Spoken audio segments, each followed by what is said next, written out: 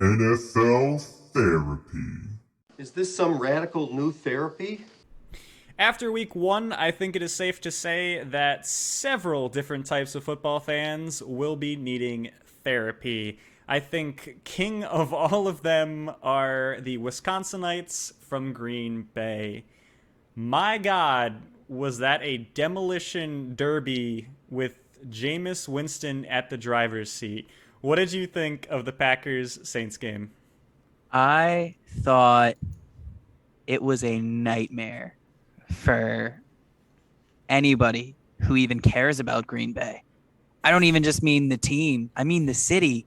Like they have to wear bags over their heads after that, like Cleveland fans did. You know what I You mean? mean their cheese heads just over their Their face? cheeseheads. Yeah, they just got to pull them down, light them on fire. You know, if they go somewhere in the world this week, it's like, where are you from? Oh, you just someplace in Wisconsin. You know what I mean? Like they can't say Green Bay after that. Oh, I'm from Chicago.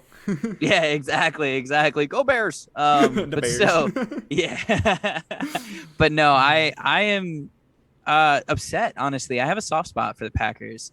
So, and as I'm sure you do as well. But you know, I have a soft spot for the Packers, and watching them get destroyed on national television, it's kind of hard to see.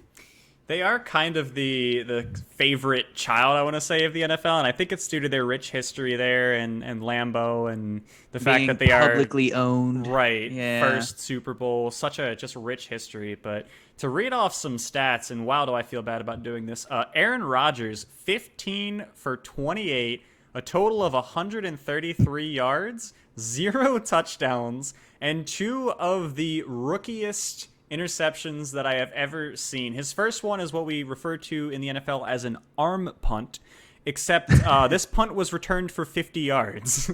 And the Yeah. second was a sort of like off kilter, I've lost my balance, hopscotch, you know what, whatever, I'm just going to throw it anyway, right to the defender. So not a Yeah. good look from Aaron. Meanwhile, Jordan Love, future starter for the Packers, question mark, 5 for 768. I would say Jordan Love, these being his first ever snaps in a game.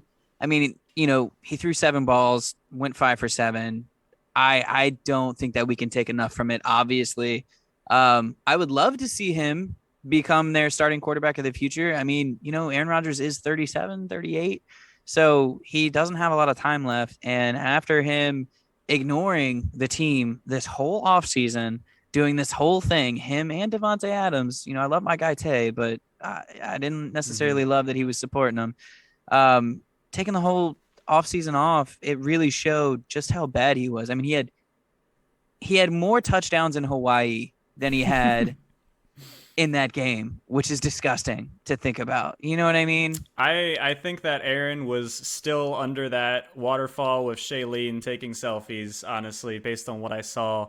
And the thing that really blows my mind is Jameis Winston, 14 of 20, God, 146 yards, only 146 God, yards, five unreal. touchdowns and zero interceptions. If we could just break down the fact that Jameis Winston had under 150 yards, yet had five passing touchdowns. I did Yeah, not know that was actually possible, but that lets you know just how bad the Packers offense was to consistently give the Saints dominant field position from start to finish. You can't in the NFL today have 151 total passing yards and put up 38 points. yeah. And fun fact there too is that none of the running backs scored touchdowns, at least not on the ground. So literally everything was funneled through that passing offense for scoring. Um, crazy efficiency. Jameis Winston got LASIK, whole new man. I mean, I know that's kind of like the joke right now is like, wow, the LASIK really changed him, but like, you know, he was the number one overall pick for a reason all those years ago. Mhm. And it blows my mind that every third pass was a touchdown, every third completion, excuse me, and every fourth pass was a touchdown if you're going on Yes. attempts. You know what I mean? And it's just, it also shows Sean Payton's ability to get the best out of his players and, you know, coach everybody up the way that he needs to. Because call me crazy, I expect Jameis Winston to win comeback player of the year this year.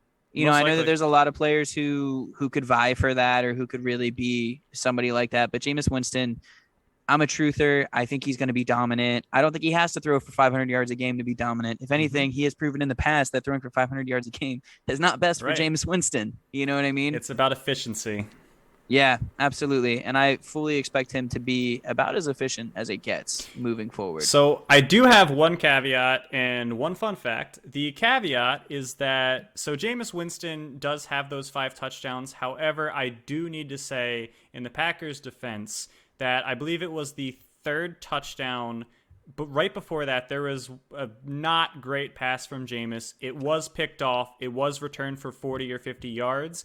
And then Jameis got one of the Tom Bradyest roughing the passer calls that I've ever seen. When all 3 announcers are unanimously agreeing that that was a bad call and that you need penalty review, you know you threw the flag at the wrong time. So really, it should be 4 touchdowns, 1 interceptions. Who knows if that would have had more impact on the game? I don't, but still quite a rout. Interestingly enough, the last time that we saw a 38-3 score was the Saints Buccaneers last year. The Saints actually beat the Buccaneers 38-3. The Buccaneers would then go on to turn around their team and win a Super Bowl. Does that mean that Aaron Rodgers is guaranteed to win the Super Bowl this year? That's the only thing it can mean. No, I don't think so. Not at all. It would be cool. It would be nice for Aaron, but at the end of the day, he's like the last person I want to win a Super Bowl this year. Yeah. You know, like I don't know. The prophecy must be fulfilled. Yes, yeah. Also, teams who are going to need therapy this week. Let's do a quick injury report. The Broncos are probably panicking as their wide receiver 1, Jerry Jeudy, has a high ankle sprain. That's going to be a couple weeks. Would you like to talk about the Washington football team's injury news? Man, we will get more into this soon, but Ryan Fitzpatrick officially suffered a hip subluxation after MRIs revealed it today, out for an unknown amount of time. But we'll talk about whether or not that's actually going to positively or negatively impact this team. I don't know what a subluxation is, but that sounds terrifying. It's like, I'm not a doctor, so I'm not going to try. I looked it up. Google told me. I'm good. Thank God. Raheem what about Mostert? Mostert, man. Got me 2 carries in a game. No, it's impossible, man. Like, ankle and knee injuries tend to be chronic when it comes to sprains. And he has just been nonstop his whole career. I root for him. I have him on my fantasy team. He got me 2 points. Not happy about it. He is an electric running back when he is healthy, but wow, is that a big asterisk. Man. Yeah, it really is. What about the Browns? Tell me about the Browns, Robbie. So their left tackle, Jedrick Wills Jr., has an ankle injury. Now, you might say, wow, you're talking about a left tackle. We're talking about the Browns. The Browns have a very strong offensive line, and their offensive line is a majority of the reason for their success. Baker Mayfield is not a Patrick Mahomes. He's very good at sort of giving the ball out to all of these different players. He's very good at handing the ball off. I would say he's one of the best hand the ball off to your best players in the whole league. Because when you have Nick Chubb, is that a skill? And you have when you have Nick Chubb and you have Kareem Hunt in the backfield, just hand the ball off, baby, and win. Just take that every free single dub. time. And losing a left tackle could be an issue. We don't know yet how serious it is, but hopefully not anything too serious. Because again, I don't want to be embarrassed for the 3rd year in a row of saying this is the Browns' year. So please don't do this to me, Jedrick. Cowboys, Michael Gallup calf. How impactful do you think that's going to be? I think it's hard. It's hard to say because the Cowboys did such like a surgical job, Dak specifically, obviously, but like of distributing the ball to every different receiver. You know what I mean? So between Gallup, Lamb, Cooper, Dalton Schultz, I mean, Zeke was the most ignored of all of them. So at the end of the day, they have the talent to make up for it. But if I'm the Cowboys, I don't want to lose Michael Gallup for too long. I think he's kind of one of those deep threats, one of those guys who can really take the top off a defense and even act as a decoy. And when you lose that decoy, more attention gets covered over to other individuals, which could be a problem. Right. Right. What about And your team? Oh, go uh, ahead. I'm sorry. yeah, I was gonna say that thankfully the Cowboys have spent their last 20 first round picks on wide receivers, so they'll be okay. Yeah, wide receivers and offensive line. Yeah, Yeah, they just buy wide receivers like they're candy. So they have the depth. But yes, the Baltimore Ravens. For my notes here, I put their entire locker room originally, and I said, okay, maybe a little bit too hyperbolic. It's mostly their running back room.